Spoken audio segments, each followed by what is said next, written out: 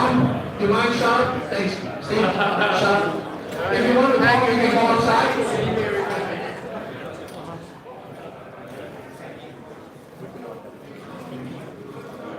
Everybody take a seat, if we have enough seats.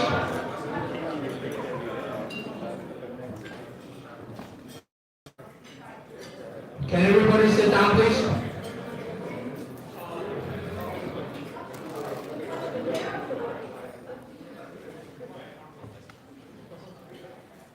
Hi, everybody. My name is Tony Chen. Thank you for coming over to our Pledge and Good Data event. Today we'll be talking about what's hot in DeFi and NFT. Thank you for coming, and we have a very special guest today. Is Mr. Draper. You know, have anybody heard of Tim Draper? Adam Draper? Tim Draper, are you ready? All right, let's give a big hand to Adam Draper to give us a keynote speech.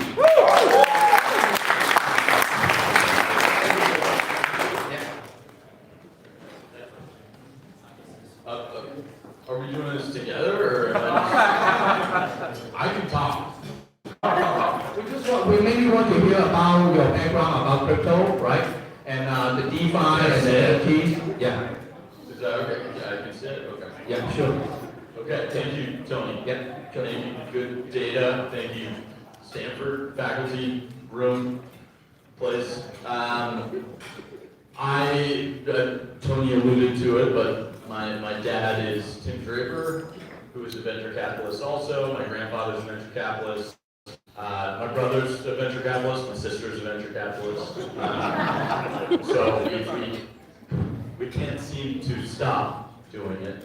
My name is Adam Draper. I'm the founder and managing director of Boost VC. We're the accelerator for sci-fi. We invest $500,000 into 20 companies a year. We were also the first fund to ever support the Bitcoin ecosystem. And I was the first investor in Coinbase. And so I've been sort of revolving around this space for about 10 years now. And it is great. So it's awesome. I was asked to sort of talk about my transition into being obsessed with Bitcoin, but I also, if you guys have any questions, I'm more than happy to hear anything about what relevant things today. Also, Boost VC itself, I was an early investor in Coinbase, but we backed, I don't know if you know Etherscan, we backed ShakePay, we backed Repio, we backed, so we sort of launched an ecosystem of crypto-related startups into the world. I've backed about 110 at this point, and it's been just sort of a really, I'm very thankful because of Brian Armstrong, from Coinbase. So I was 26, right? And I don't know what you did when you were 26, but I had just failed to start up. And I was going around meeting with a bunch of founders, and I learned a lot from a 4.5-year time frame of failing to start. I didn't go to Stanford, by the way. I went to UCLA, so. But Stanford's great also. My dad went there. And my dad and my grandma went to Yale, so that's a place. And so I had tried to take my experience and try to help a couple founders, and I did. I ended up, I was able to invest in a couple companies. The first company I ever invested in was a company called Path. It was a mobile social network. It was Instagram, except not Instagram. But I got to know a lot of people through that network, and I slowly just became obsessed with enabling others to start their businesses. And fortunately, I've come across a list, and that list had one company that was called Coinbase, and the one-line description of it was marketplace for digital currencies. I did not know what a digital currency was. I know that there would be enough to have a marketplace. And so I decided to reach out, and so I reached out to Brian Armstrong. And we met at this place in Mountain View. It's called Red Rock. It's a coffee place. Have you guys been to Red Rock?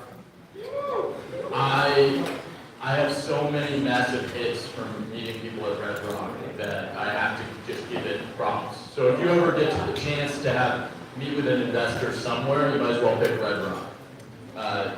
It's good. It's artisanal coffee and good ambiance.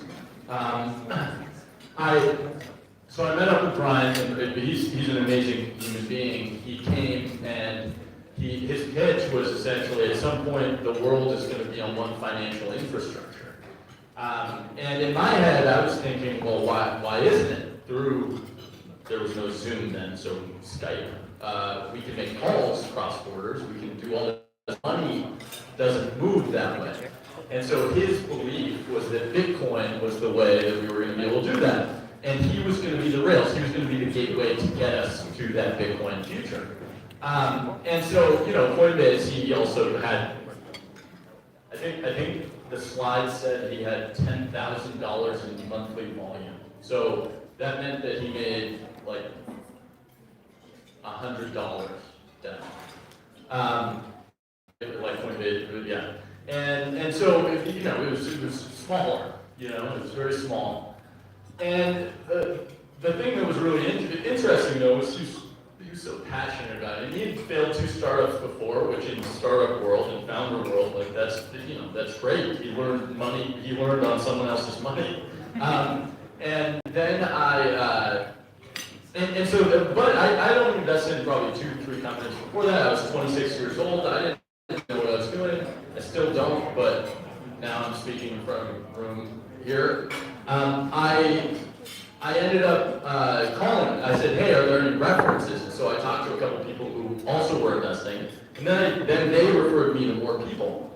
And every single person I met was like the smartest person I'd ever met. Like they were so dynamic and so obsessed with this technology.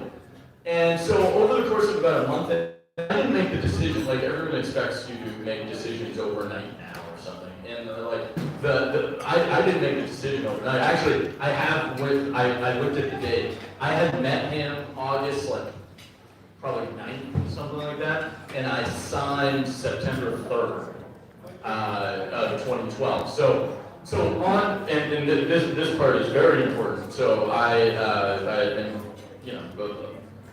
talking to all these amazing people. We're all talking about this Bitcoin thing. By the way, I didn't know what Bitcoin was until I talked to Brian Armstrong. So everyone was asking me how I heard about Bitcoin. It was Brian. Like I literally, he was like, it's digital money. And so one day I was like, I really need to make a decision on this Coinbase thing. And I was going to the bathroom. I was on the toilet, and I was reading this Economist magazine that I had read so many times. Everyone next to their toilet, they have the stack of magazines that they've read 40,000 times. I also have that same system. It's a good system. And I'm also thankful to the Economist magazine because I read through this magazine. And I read it 100 times, and it was from the year before, and it said Bitcoin bubble bust. Like that was the title. And I was like, Bitcoin? This is what I'm thinking. Like this is the thing that I'm researching. Right? Great. And so it said, is Bitcoin dead? Because a year prior there had been a crash from $30 per Bitcoin to 2 or 0 or something. And I was looking at this. And in that moment, I made the decision. I think some people might have looked at that and been like, this is nothing, right? Like this is not. But I looked at it and I was like, well, it's at $10 now. It's already back. Someone wants this technology to survive. So I ended up calling while I was on the toilet, probably, and saying, hey, I'm in. And so that was sort of my foray. So I didn't own Bitcoin. I was just supporting this person who was on their journey to build this company with ambition.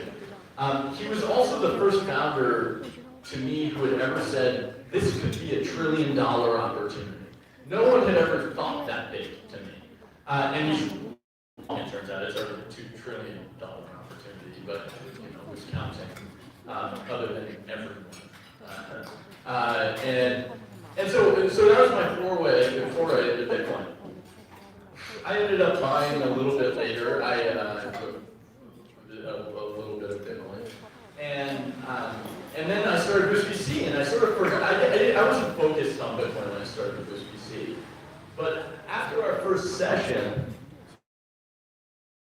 in order to be successful, I had to own something. I had to own a category. I had to go all in on something. And so I ended up talking to my dad, and I said, I'm thinking about going all in on it. Like, this is the move. And he said, whoa, that market is very big, right? Like, it's $100 million market or something like that. It isn't very big. Like, I feel compelled that we have to do something that sounds a little crazy right now. And he said, well, it's not. And then he thought, and he said, well, I guess my best performing fund was when I went all in on the internet, and that sounded pretty dumb at the time. And I was like, yeah, perfect. And I was like, okay, next day we completely converted, we went all in on Bitcoin. I wrote a post that said, we're accepting Bitcoin companies. By the way, I don't know how into detail you guys wanted, but evidently play by play. We've already entered the bathroom at one point, so you're on the journey. And so I went all in. By the way, I told my grandpa this, who I still have breakfast with every 2 weeks. I had breakfast with him this morning at Bucks, and he goes, no, you can't make a new currency. Like, that would, no. And I was like, well, what if you could, though? And he goes, no, you need governments, you need, he listed off all the things that a currency up until today has needed, a Fed, a government, trust. And I was like, but what if, I'm spending 8 hours a day on the internet, maybe there's something to that. And so, but that just built more conviction. And then, if you've gotten into crypto, you've had an argument with someone at some point about crypto. And so, I had argued with enough people that getting to my grandfather, I was sort of like, okay, this is easy. This is not the most animated someone has gone after me. And by the way, I actually, with Bitcoin, I'll tell you like the darkest days of Bitcoin also at some point, I guess. But so we went on, we backed 7 companies in the first session that were Bitcoin related startups. And the first one we did was a company called Repio. It was actually called Bitpagos, but they changed the name. And they are the Coinbase of Latin America, and they just raised an outrageous amount of money from a great investor last week. So first, I guess I should say Bitcoin is not a get-rich-quick scheme. It has been 10 years. They raised their first money 9 years ago, and now it's looking like a huge rocket ship. Same with Coinbase. I mean, even 2 years ago, we at Boost VC had tried to, it was when they were raising their round at $8 billion. We had access to a big piece of this round, and we were trying to fundraise for this round. We raised it, and a couple people said yes, and we got $12 million. Okay, $12 million to raise for this thing. Almost everyone backed out. So even 2 years ago, when they were raising their $8 billion round, people are acting like crypto's been here forever now, and the realization that this could be is still so new. I think it's only a year, really, in the last year, I feel like we really tipped it over the edge. I guess that was 3 years ago now. I don't know how long ago it was. Bitcoin, Coinbase is bigger now. I would say the hardest part here, I'm going to give you the hardest part of going all in on something that early. The hardest part of going all in on something that early is that there's a time period where it's exciting. And I would say for NFTs, we're in that time right now, which is really exciting.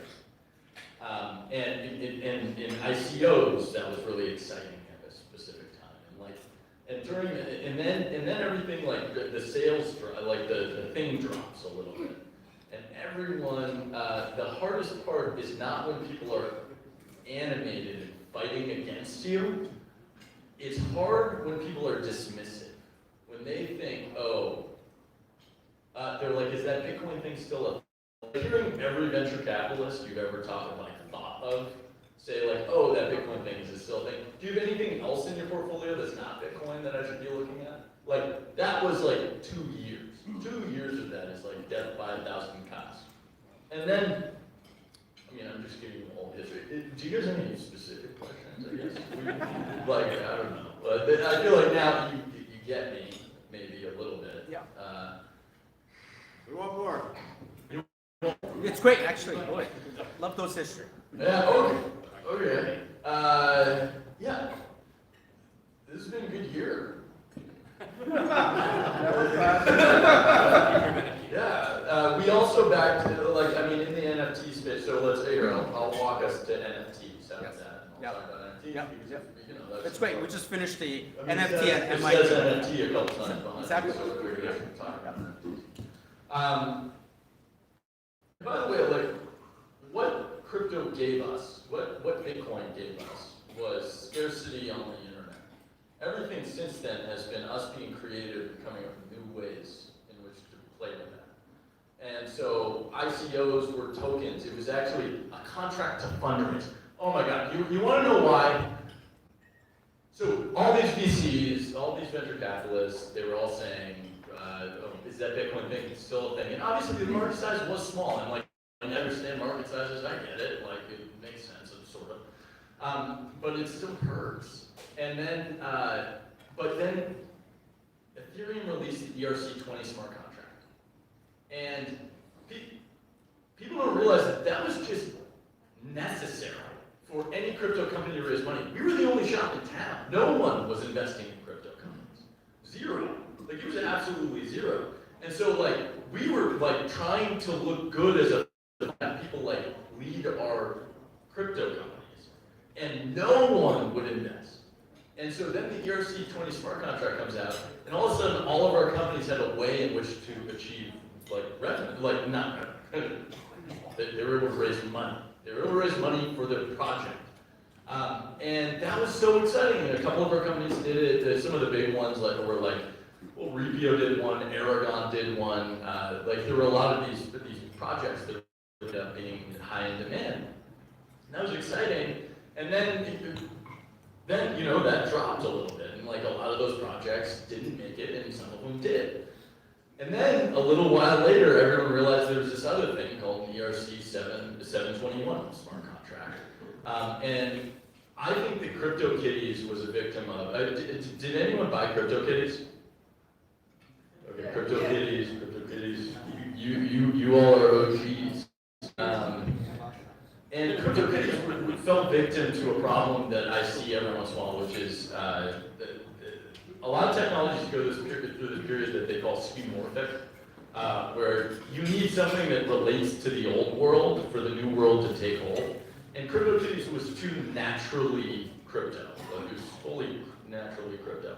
And so, like, CryptoKitties didn't. By the way, I gave my sister-in-law a CryptoKitty for Christmas, like, we pulled Secret Santa. So it was 2017. Gave her, and I don't know if it was the best gift that year. But this year it might be. I give things that are a little, like, questionable in the moment. They're always a little questionable in the moment. But 5 years later, it's sort of like every time I give a gift, I just feel like, you'll be happy, you'll be good. So we ended up, so around that time, we ended up backing Etherscan. We ended up, and to be fair, we're like, I think we're the largest shareholder of Etherscan, which if you're in crypto, you probably have heard of, and is one of the biggest utilities in the market. Who here's heard of Etherscan, at least? Good, just checking. By the way, I used to do Bitcoin, who here's heard of Bitcoin? And it'd be like 2 people over there, and I'd be in the room talking about Bitcoin, and no one would, yeah. There was this great panel. I'm just talking about history. I don't know if any of this is interesting. Yeah, I was on this panel. It was in Half Moon Bay, and it was me, Mickey Malco, who ran Ribbit Capital, who led the A in Coinbase, and Barry Silver, who runs DCG. And we were it was an institutional finance conference. I think the only thing that you guys this is like bet on crazy stuff. Like if you go crazy, because we were in this room. It was smaller than this by about 3 times, and we were asked to go speak. And there were 12 people, and they all like going to stab us. Like they were all so angry, and it was sort of a fun conference because we all debated, and like now everyone says yes too quickly. To me, yeah, to like the system. I like people who question. Okay, so then NFTs even a year ago weren't a thing. Like, and so we backed Nifty Gateway 2 years ago. We backed, which ended up getting acquired by Gemini. We invested in Unstoppable Domains, which is a huge NFT company based in doing domain names. And we spent a fair amount of time, and this was about 2.5 years ago. We spent a fair amount of time in the NFT space. And what I've realized recently is NFTs are really special. Like the way that people act with them or use them and think about them. I'll give you guys the secrets to like what my thesis is on NFTs. Do you guys have any questions about NFTs? What I'm not ask questions. Here's a question here. Oh, nothing specific, but I was going to ask. You own the crypto kid. You know everything. That was a while ago, but everything changes every single month in the space. And since we've been through the first crypto in 2017 and crypto now, how would you contextualize NFTs as they are now compared to the early crypto space? And what are your top NFT platform recommendations? Okay. So first,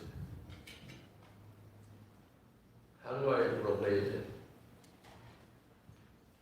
Networks grow in, I try to visualize it more like you take deep breaths and you exhale.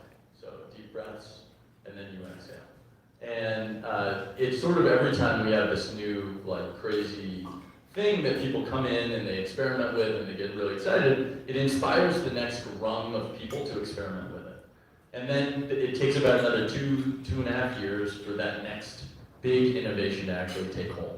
And I've been able to watch it for about 10 years, so it's actually relatively consistent, where it goes super exciting, and it was just Bitcoin, drop. And I'm not saying financially it's all gonna drop, or like everything, like it's just the enthusiasm wanes. Like it's just like the builders sort of get fatigued, and this is what I look for a very specific thing in founders. I look for commitment. And the thing that I know during these times is people run at the shadow hoping to be inspired, and sometimes they are, and they end up building that commitment and that conviction, and sometimes they're not, and they end up realizing that they weren't meant for that, and so they drop out. And like if you were building an NFTs 2 years ago, you were probably pretty committed, right? Like NFTs 2 years ago, the market was very small. No one was buying anything. The entire market size of the exciting thing last year, 12 months ago, NFT market achieved a $300 million market cap. And like the NFT companies are 10 times that now, just this year. So like, think about those like fundamental changes where all of a sudden everyone just thinks it's obvious. And like, that's crazy. Okay, so it grows in these breaths, right? And like, it is about being inspired and commitment. And like, there's nothing wrong with like, the thing that I've gotten really fine with is like, I like people to come and get excited and be like all jazzed about it. Like, you need to get inspired and have the trigger flip. Like, it's not about me being an OG in the space and someone else not being. Like, it's like it's a very like helpful community that like builds up and shares everything and like tries to figure out what the thing is. It's like we're building everything together all at the same time, and that's really exciting. My thesis on non-fungible tokens is, I'll admit, I own a Bored Ape. I don't know, and I was not early, so I paid money for it. And I did it for a very specific reason, which was I wanted to understand the asset, understand how it felt. And I realized that where there is smoke, there is often fire. And so as I was feeling this out on the Bored Apes, and I realized how excited, it felt like Ethereum's community to me. The Bored Ape community feels like the Ethereum community. They're all builders, they're all trying to do cool stuff. And I realized that there are really three types of NFTs in what I think of as non-fungible tokens. And first is gaming, and so you play to earn, and then you can collect in those games. So and no one has figured out how to collect and make it interoperable for another game. So like that's going to be where we're next leveling, right? Like where my Pokemon levels up, and then I can play Street Fighter with it.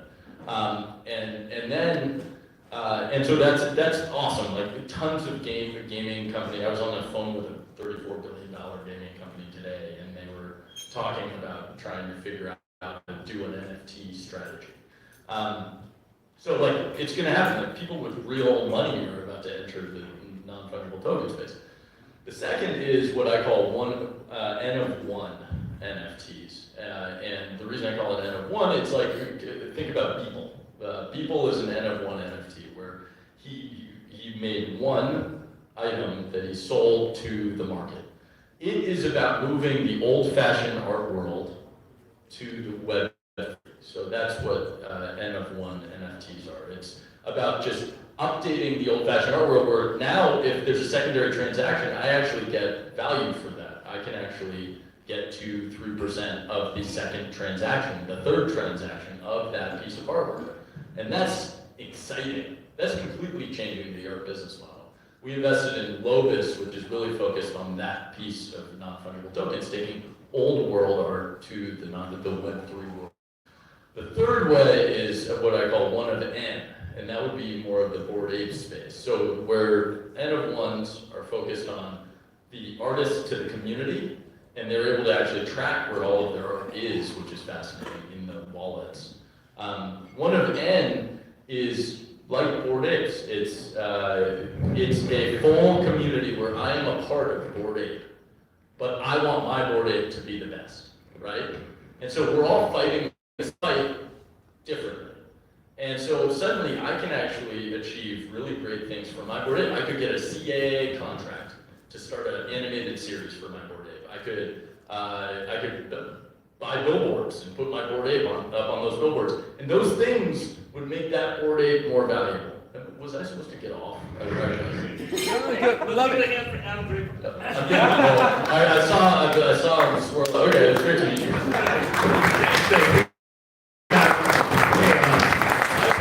Again, because he's so passionate. I mean, if anyone was at the New York conference this week, NFT, NYC, you'll know that it is actually a very passionate thing. I didn't get to make it. I'm Keith Koo. I want to thank Jolene Pan, CEO of Good Data, and my good friend Ivy, who is the Chief Marketing Officer of Good Data, for inviting me to host tonight. Want to thank Tony Chen, who we'll see in just a moment, for kicking us off earlier tonight. We're now going to do a panel on the future of NFTs and DeFi.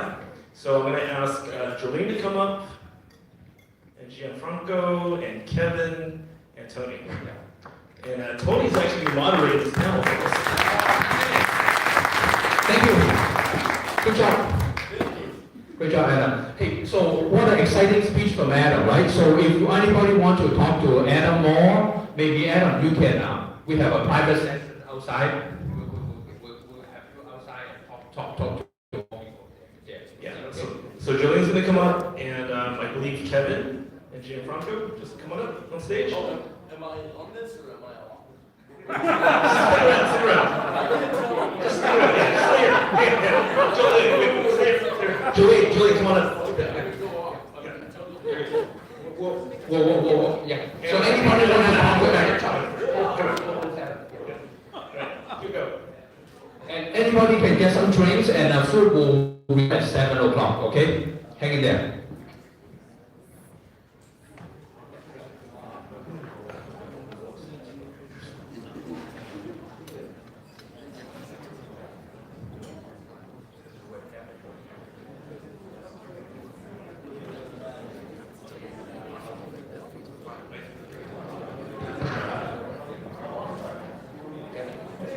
Okay, so this is the panel here.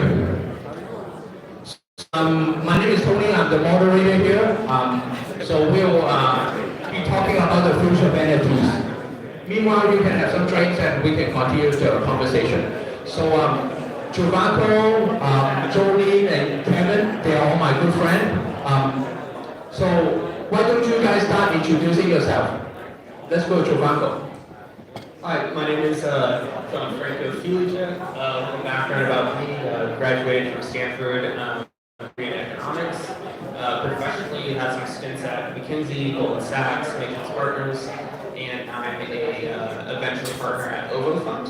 And prior to Ovo, I was a TMT investment banker at Barclays in their Menlo Park group. Hello everyone, my name is Jolene Pan. I'm the co-founder and CEO at Good Data. I'm actually majoring in law, and then I came to the blockchain industry in 2017. I had first held as a CEO in another blockchain company, and then I started this project since May last year. Hi, I'm Kevin, one of the founding team and partner at HBC. We are based in downtown Palo Alto with office in Asia as well. Managed roughly 700 million in committed capital since 2014. So based at the blockchain space since back in 2014 when it was not so hot, and include the layer 1, layer 2, nowadays DeFi and NFT projects. Great, thank you. So, okay, the mic is for Giovanco. Okay, Giovanco is my Stanford alum. So Giovanco, if you have the microphone, why don't you tell us more about what got you into crypto and what are some of your investments and what's your interest? Yeah, sure thing. So I think one of the things most exciting about crypto is this overall theme of ownership. I think in the realm of interacting with the Facebooks and Instagrams, you essentially are the product. Your data is the product. But in the realm of crypto, you own yourself, you own your identity, you own your assets, you own the private keys to every interaction that you have in the space. And to me, that is such a much more democratic and ownership-filled excitement adventure that you otherwise wouldn't have. And this is a complete new paradigm. In the realm of how my fund has invested in this space, some of the companies worth noting is LoanSnap. So LoanSnap was originally a refinance as a service web portal, but they recently came out with the Bacon protocol. And the Bacon protocol, as funny as it sounds, is essentially an NFT based on home equity lines of credit. And so they've been able to crack the code on off-chain ownership with county liens, and you essentially can have an NFT of the remaining equity in your home with full flexibility on how you choose to pay that off. One of our other investments is Creation, which is a Japanese-based NFT fashion brand.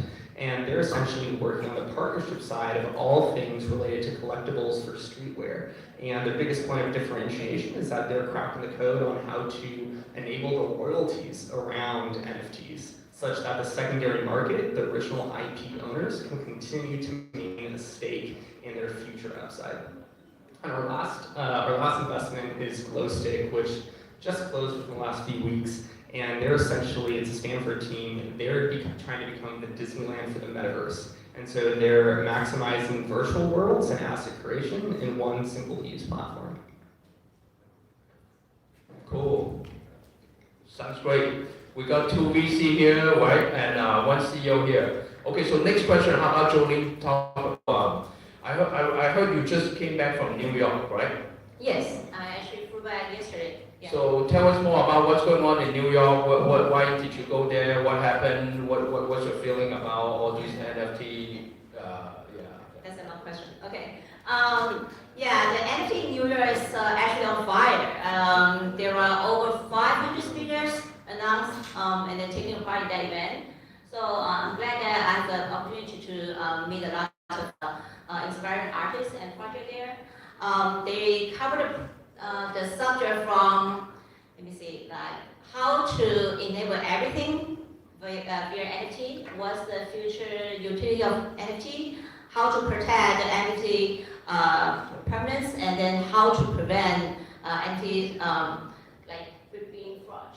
So and also what will happen if AI meets NFT and much more. So I think I learned a lot from there, and then I think the NFT is really popular, especially when everybody talking about metaverse.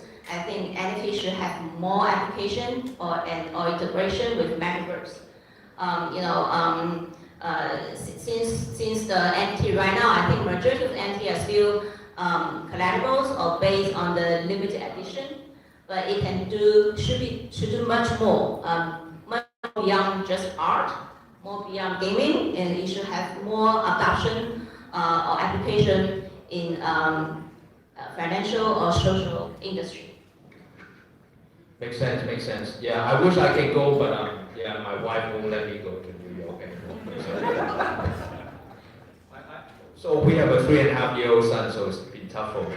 Anyway, so Kevin, your turn. So you are OG here, right? Talking about, let's share this thesis on DeFi and NFT, right? You have been a great supporter for Pledge, right? One of the early investors, very visionary, and Kevin has been around for a while, right? Stanford alum. So why don't you tell us? Yeah. Yeah, so just like Adam, I've been in this industry for over 7 years, and I think really this year has seen some really exciting development, both on the infrastructure side as well as the application side. So on the infrastructure side, I think I've been one of the earliest investors, Series A investor in Protocol Labs, which developed Filecoin.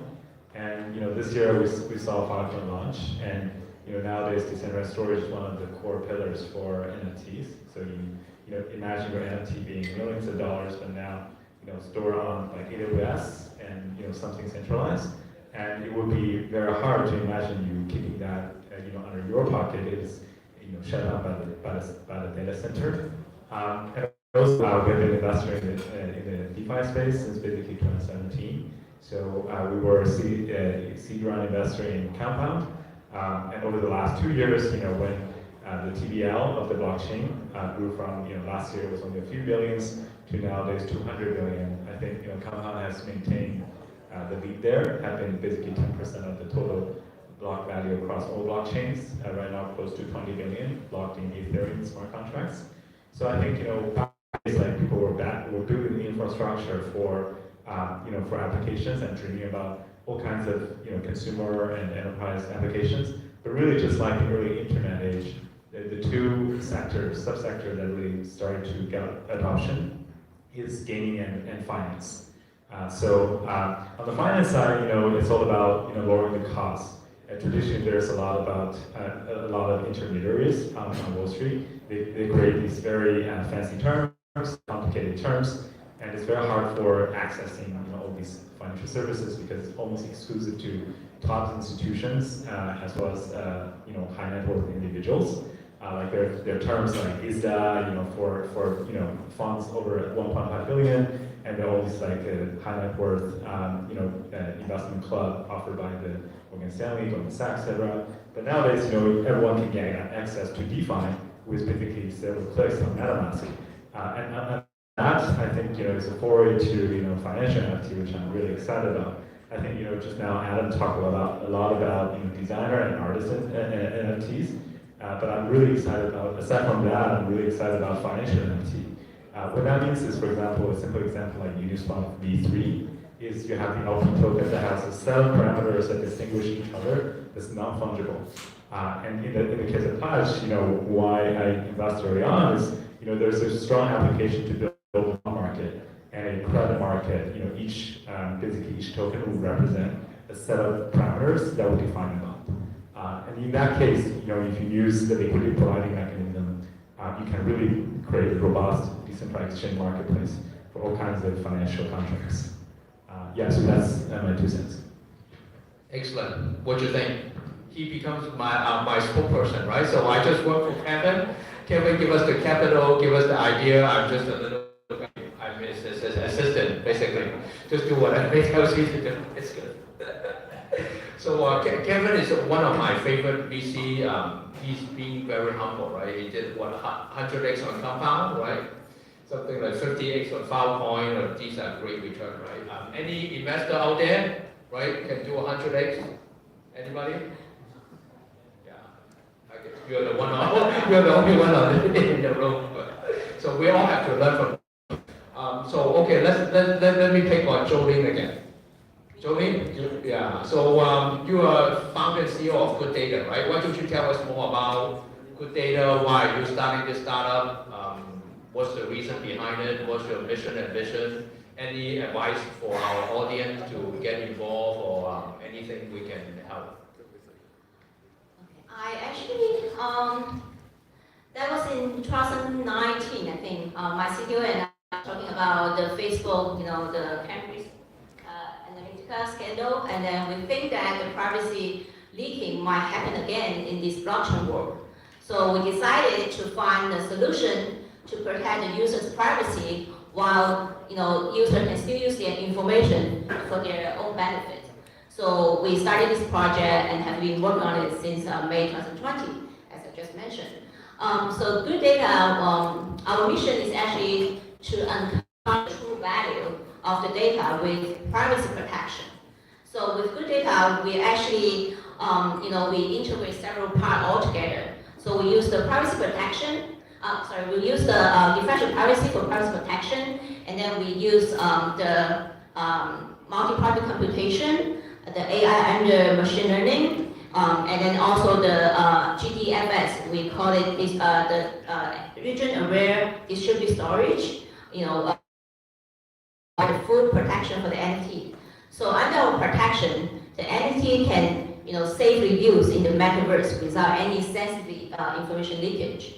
So that's why we get into this field, and then we think the NFT will be the next, I believe the next booming, in the virtual metaverse is actually forming. So we think this is a really good timing, and then so the Good Data is the metaverse ready, secure, decentralized platform that will monetize your data, via our, we call the multi-layer cyber-rooted NFT. Sounds great. I think it's another exciting project. It's great to have an entrepreneur like Jolene, right, starting exciting NFT project. That's good. Okay, your turn now, Giovanni. So tell us more. What have you been looking at lately? Right? Anything exciting in the NFT and DeFi space besides Pledge? Yes, besides Pledge, the few and far between. One of the major theses that we've been exploring is this idea of ownership. So the spaces that we're most excited about tend to be around this element of creators. This idea that if you are, I love rap, right? So I love J. Cole. And I was one of the first listeners of J. Cole's mixtape. And no one cares. No one cares. However, if there was a way in which I could have purchased a token that represented what J. Cole represents, and for whatever reason gave me backstage access to a Discord where he was a participant, or to the background of what goes on in his life, that would be pretty sick. And the idea that I could even share in his upside, knowing that I can capture and see his talent and see it even before the music labels do, that's bragging rights. The creator economy unlocks significantly more value when you have Web3 as an interaction layer. The next component, and Adam talked about it a little bit, is this idea of gaming. For those of you who probably played Call of Duty, and you're playing multiplayer, and you were buying skins, those skins solely exist in the game. There is no way for you to show off your skins besides maybe streaming the video. However, in Web3 in the metaverse, the ability to have an NFT that represents the skin that you can take everywhere and show as a collectible to show where your loyalties lie or what you've been able to achieve. And then on top of that, create a secondary market where you can sell those NFTs. unlock significantly more value that didn't exist when it was completely segmented, siloed, and held by one particular IP holder. And the last component relies on tokenism. This idea that you can fractionalize and chop up the Bowie bonds of today in the realm of NBA players who are fractionalizing their NBA contracts for money today is so much more exciting and thrilling in such a way that you don't need to be an institutional investor to have access to some of the most sophisticated synthetic financial products that exist today. Anyone can. And those are the things that we're most excited about. Sounds great. I like it. So I think I think the panel is almost over. We will have more food coming out. Meanwhile, I want to appreciate and say thank you for all of you for coming over. I know that there's a lot of special guests here tonight, but I want to name two special guests that's traveling and coming to this event from afar. First one is we have Lei. Zhao Lei is from China. You should come over here and give us a little intro about your company. Okay, you have 30 seconds. Zhao Lei is my good friend. Yeah. Thank you, Tony. Thank you. It's pretty much a elevator pitch. Okay. Hello, everyone. I'm Lei. I'm head of business development at Hobby Heco. Also running the Hobby listing team now. So basically, yeah, I just came back from New York, NFT Invest event. It's really FOMO event. I've seen a lot of like amazing things happen there. I would say like 90% of the people I met there, they're not from crypto space. They're just literally the holders of different NFTs. So I would say definitely NFT and the DeFi together would have a really bright future.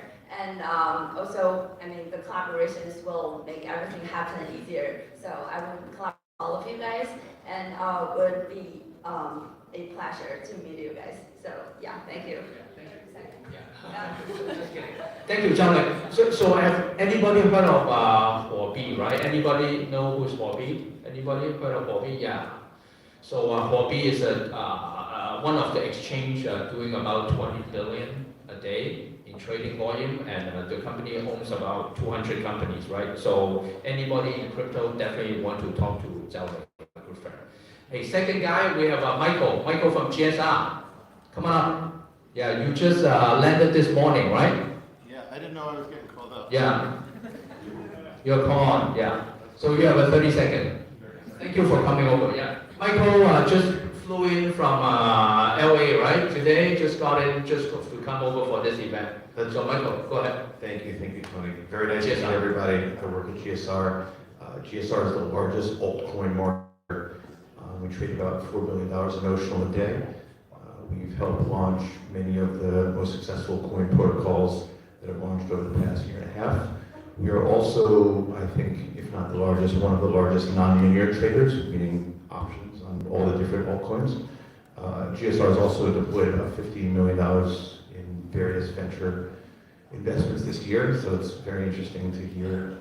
Before, I really enjoyed some of the comments, and I think Pledge, my background is I worked most of my career at Goldman Sachs and JP Morgan, and I think what Pledge is doing is pretty revolutionary, and part of the reason that I left JP Morgan was it was pretty obvious to me that a lot of their business is going to be disintermediated. I just can't tell if that's going to be in like 18 months or 50 months, but it's happening, and Pledge is going to foster making it happen. I really look forward to meeting everyone in the room, and maybe a good time. Thanks, Michael. Okay, so I think this is the end of the event. We want to say thanks to Kevin, Jolene, and you want to say something? No, I actually want to thank because thank you all of you who will be with us today. So we actually want to have a lucky draw tonight. So we're going to give 3 different cyber beauty that we created as each the value I think each is up to 1 BNB. So see who are the lucky winners there. So sure. So we'll start the lucky draw while people are getting the food. Is that okay? No problem, yeah. So again, we want to thank Kevin, Jolene, and Chivanko for doing the panel. And we'll start the food and we'll do the networking dinner and we'll the party start now, okay? After party. Thank you very much for coming over and stay around for food and networking. Thank you. Thanks. Thank you, Chivanko. Good job. Thank you, Jolene. Thank you.